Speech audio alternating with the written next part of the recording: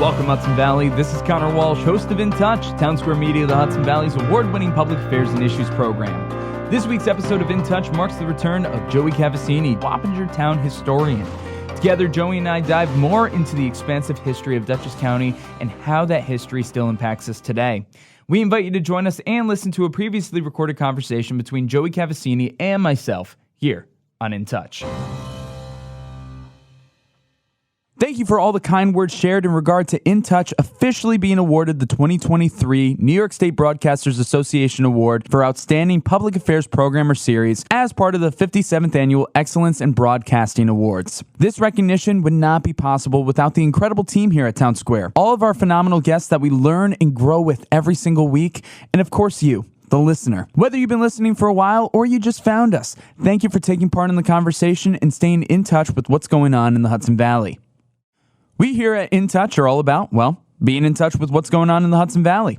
What better way to stay in touch with what's going on than by downloading the Townsquare Media mobile app for this radio station? Not only can you listen to this station live at any time using the app, but you can also listen to In Touch on demand.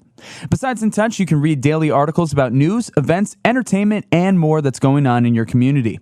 And when the weather gets bad, you can use the app to check on weather reports and see which roads, schools, and organizations are closed. Your Townsquare Media app is the best place for concert tickets and events as well. We're constantly giving away tickets to the hottest shows in the area. Again, you'll have access to all of this if you just download the Townsquare Media mobile app for this radio station. In Touch is nothing without the support of the hundreds of listeners that we get on a weekly basis. Thank you so much for listening and taking part in the conversation. If you listen to In Touch through a podcast service such as Spotify or Apple Podcasts, please consider leaving a positive review. With more 5-star reviews on these platforms, the algorithms will work hard to promote our show and bring In Touch to new people. That and also sharing In Touch with your friends and family is so important. Just sharing our links and listening live each Sunday goes such a long way. Thank you for all you do to stay in touch with what's going on in the Hudson Valley. Hello, Hudson Valley. You're listening to In Touch, Townsquare Media, the Hudson Valley's award-winning public affairs and issues program. As always, I'm your host, Conor Walsh, and we got a great episode for you guys today.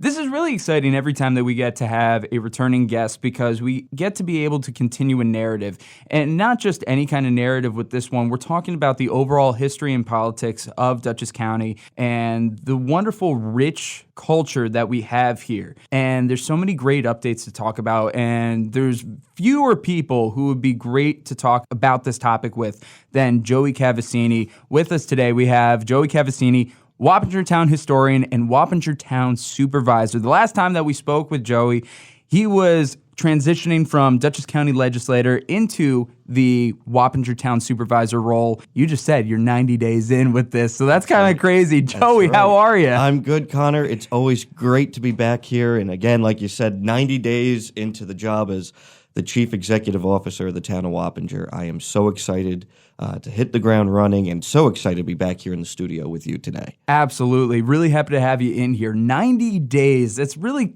incredible because obviously most people know this, but when you get elected, you don't get immediately instituted into the job. It takes a couple of months. In this case, it was election in November, correct, right? And then it was you start the job in January. So what was that like starting off the new year, 2024, hitting the ground running with this new position now? And it definitely was hitting the ground running. We said to the folks during the campaign that we know the institutional knowledge and background of the town, and we would be starting on day one, and that we did. Literally, once the clock struck midnight, I was in Wappinger Town Hall at 12:10 a.m. Wow. Just to take it all in. And dedicated. I love the town, and we started building a team. We have a brand new comptroller who's fantastic, a new finance office, a new town attorney, engineer. We've really shaken things up in Town Hall and started to change the philosophy of how the town government operates, especially interacting with our neighbors and our residents. And with that, we have a plethora of accomplishments that we've already started to tackle and take on.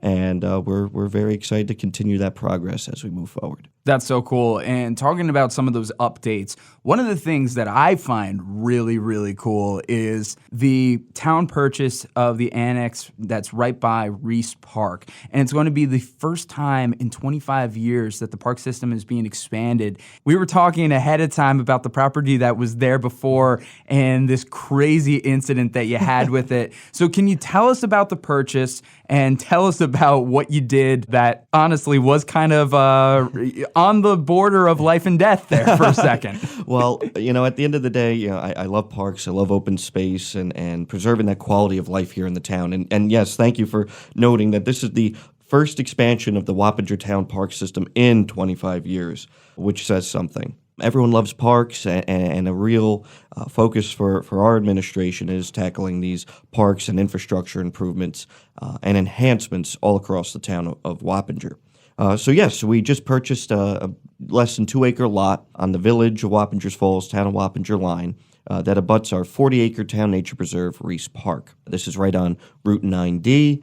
There was a dilapidated house that was there for quite some time. The family was looking to sell this for well over a decade now, and this has been talked back and forth about buying this property or not. So when we took office, we moved forward on executing that purchase, which would offer a new trailhead and better access entrance to Reese Park right on the state highway, with a parking lot, playground for the village residents that are there, maybe a pavilion or two, but allowing an actual destination access point to this park. But there was that abandoned, dilapidated house that was there that you risked your life. You put your life on the line for this. Well, I don't know about that, but once we purchased the property, we were aware that the house was in very, very rough shape. So it was always in the cards to take down that house. So when we went out there on the weekend, toured the place, I actually put my hand on the exterior wall of this house that was there, and the wall swung. Oh, gosh. To the point where it's actually disconnected from the foundation. And that prompted me to say, well, we are now the new owners of this property. We can't let this hazard continue to linger just feet from Route 9D where passing motorists are. I have an obligation, I have a duty to take care of those situations and to alleviate the safety problems. So I executed and issued my first executive order, which was to tear the house down in an expedited manner. We issued that at 7 o'clock in the morning. By 8:30, the house was demolished. Oh my gosh. Special thanks to the entire town board for their cooperation and assistance, our highway department, and our first responders, and of course the contractor for taking that down. And now the site is cleared, and it gives us a blank canvas, in a sense, to work with the community, work with our partners in the village, to come up with a new park destination trailhead for Reese Park. So that is so cool. And I just got to say, it sounds like a house of cards would be more stable than this place. Yes, so. and again, I don't like to let things linger. I don't. And that goes back to what I prefaced with, we're changing the philosophy of town government. People are frustrated often that government takes too long to act and is often at times too slow and too burdened. This was my way of saying we're changing that philosophy. And when there is a clear and present threat, we're not going to wait on it. Even if it's a month, we're not going to wait on it. We're going to take that immediate action moving forward. Absolutely. I think that's a great way of going about it. And honestly, I think that's the way that things do need to move going forward, to be able to see things actually being taken care of and hear people's voices being heard about certain things. So it's great to be able to change that philosophy. And also, when it comes to Reese Park, I love Reese Park. I'm a Poughkeepsie guy, but I got family, Fishkill, Wappinger area, and it's just so nice just to chill over there. So I'm really excited about the expansions that you guys are going to have for that. That's going to be a lot of fun. And going in line with that, it's spring. It is officially spring. Yes. Spring is here. Summer's on its way, and we want to celebrate and enjoy the wonderful things that are going on in our towns, in our county. And one of the great ways that we can celebrate these is that a number of towns in the area, they'll have like their First Friday or First Saturday, and Wappingers has First Saturday Wappingers. And I want to talk about that because that's going to be underway real soon. Actually, they I was looking at their Facebook page, even promoting stuff from St. Patrick's Day. So they're active. They're busy. Oh, yeah. Now is the time to be in Wappinger. And I want to emphasize that. We have so much going on in the village Wappingers Falls, so much going on in the town. First Saturday, it never stopped. Less than a year ago, this was launched by a great group of community-minded people that we work with every day. And I'm so happy to work with them, whether it's coming up with new ideas and new events and things like that. We have a great team in this solely female committee that takes on First Saturday, by the way. Huge shout out again to Courtney Kolb, Corinne, Jackie, Angela. It's a great, great team of women who care about our community. But then we all work together, so First Saturday never stopped. Our last one was beginning of March. And we had the Dutchess County St. Patrick's Parade on First Saturday. It was a little rainy, but we had thousands of residents come out. In February, we had We Love Wappinger theme. So every month has a theme. And as we enter into spring and we start to get back outside, the theme this month is going to be, spring is blooming here in Wappinger. We're going to be paying tribute to the dahlias. Oh, really? That used to grow in Wappinger, and this is a little historical tidbit there. Wappinger used to be the Dahlia Capital of the world. Really? Yes. In the latter half of the 19th century, we had a gentleman farmer who lived at Carnwath Farms Historic Site and Park when it was a private estate, and that his name was Mr. Cottam, and he started dabbling in dahlias when he worked for his employer, Reginald Reeves, and he grew these dahlias all over the property, which is now a public park. And when he finally made it on his own, he bought his own property in the Wappinger area and started to grow these dahlias. And he actually hosted the Wappinger Dahlia Festival every year, which was made up of parades and exhibitions and a real celebration of the beauty of this flower. And we're going to be bringing that back into play here in Wappinger and First Saturdays and a number of other events that are going on in the town. So it's funny that you mentioned First Saturday and spring is coming because we're going to be celebrating this piece of our past, this beautiful flower, and bringing it back and celebrating it. That's so great. Do you have a date for that yet? It's every first Saturday of the month. Okay, so that Dahlia Festival will be the first Saturday of April? We're going to start the theme of it, but then as the time goes on, obviously the dahlia blooms later in the year. We're going to do more with that. But we're going to be celebrating that concept and moving forward. Fantastic. So we don't have a date just yet, but it will probably be on the first Saturday of the month. Lovely. Again, make Sounds sure good. that you follow First Saturday Wappinger, Wappinger's Rises, and the Town of Wappinger on Facebook and Instagram. Yeah, I was looking at the Facebook page, and there's a lot of great info, and I am currently liked and following now. So Perfect. I'm up on it. I'm following it, so I know that I'll be putting up updates out there, and of course, that'll be in the link in the description of this episode.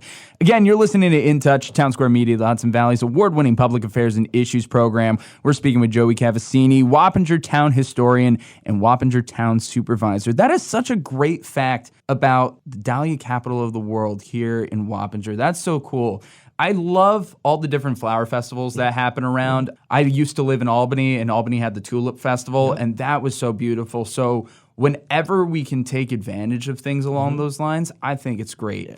And historical facts just like that, that's your wheelhouse. Yes. As we said. Just right off the top of the head, Rhinebeck was the violet capital of the world. Really? Yes, and they still kind of maintain that moniker. And Wappinger, unfortunately, went away from that. We obviously lost track of that. But again, the big thing for me as historian and now as the town supervisor is to reflect on the past. How can we use that moving forward, and obviously come up with a fun thing to do for our families and our residents. So continuing to grow for Saturdays, again, through the Village Wappingers Falls, the Houstonville Hamlet, and the greater Wappinger area. We're going to continue to have promotions and specials with local businesses, special pop-up events, and all sorts of good stuff. And that's so much fun. I really love that. And the fact that you're able to enhance the history that's already here is great. And I just want to take a sec and backtrack a little bit to our last episode. I just want to give a shout out to the stuff that you mentioned then. We talked about the Tea Party of the Hudson Valley. We talked about how Fishkill was the capital. But the big thing that is amazing how much it blew up was blue jeans. Blue jeans invented here in the Hudson Valley, and boy, did people eat that up. They ate up the episode, and they ate up the article that we put up about that afterwards. Holy crap. People love their blue jeans, apparently. And if you notice, I'm wearing them today. It's true, you are wearing them, exactly. Paying tribute to that, obviously, that our last interview. Again, Wappinger, the village Wappingers Falls was the birthplace of blue jeans.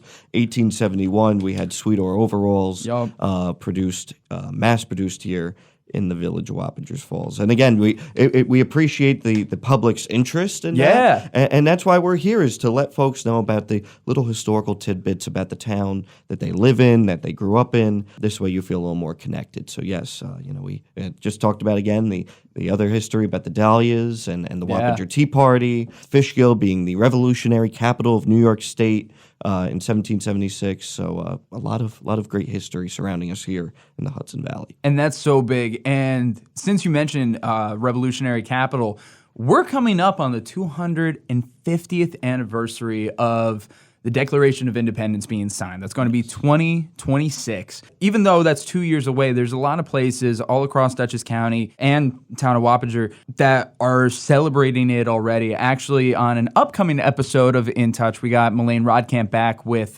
Commander and Cheers, this awesome program that they have. Stay in touch about that. You want to hear that. That's going to be coming up next week, so put that on your calendars. But overall, we do have such a rich history when it comes to revolutionary time period, and the fact that it's 250 years.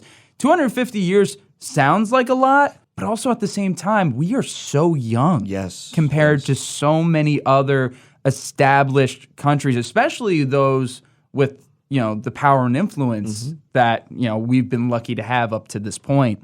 So that being said, anything revolutionary-wise you're willing to share with us right now that kind of goes into that 250-year history? Well, again, we are very excited to celebrate this tremendous anniversary here in Dutchess County. Obviously you talked with Melaine Rodkamp, so there's a lot of exciting events and programs in the works. She's so good. Our Dutchess County historian, too, Will Tatum, is working with all of the regional historians and historical societies to come up with events that are going to be popping up all across this county leading up to that big 2026 anniversary. Obviously, because Dutchess County played such a pivotal role in the creation of this country. When Poughkeepsie was capital of New York State, we reflected on this the last time. Obviously, the Constitution was ratified here in 1788. But, before that, you had the real revolutionary energy come and start here in Fishkill and in southern Dutchess County with revolutionary leaders such as George Washington, Marquis de Lafayette, Alexander Hamilton, that were all here playing some sort of role in the community. And again, as it's starting to get nicer outside, our local historical sites are opening back up. And I would encourage you to stop by and visit the Van Wyck Homestead Museum, Mount Goulian, the Messier Homestead, Madame Brett Homestead, and the Brinkerhoff House out in East Fishkill. Those are some great local destinations. They're not necessarily always on the map like Vanderbilt and FDR, but they played an equal role to the real formation of this country and the history of the area. That's so cool. And I've been to a couple of those houses. I haven't been to them all, and they are impressive. They are cool. And it's something that I've grown to appreciate more as I've gotten older. When I was a kid, I, fidgety and kind of like, what am I looking at here? But, the older you get, the more that you appreciate these things. And also just the wisdom that you have. And it's like, oh, this makes sense because of this. You kind of see how it all plays together.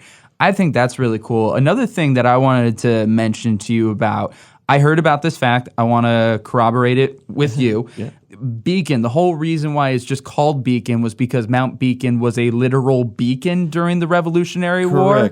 Correct. There were signal fires that were lit and beacons that were erected basically on top of the Hudson Highlands. And Mount Beacon is the tallest point in the Hudson Highlands. And, yes, Continental Army, per the direction of George Washington, ordered these beacons to be constructed at the top of these Hudson Highlands, including at the top of Mount Beacon. There's actually a memorial that was erected by the Daughters of the American Revolution that's still up on top of Mount Beacon, a stone one resembling that beacon-like structure. And so the city of Beacon, which was actually founded in 1913, was originally the two villages of Fishkill Landing down by the river and the village of Matawan.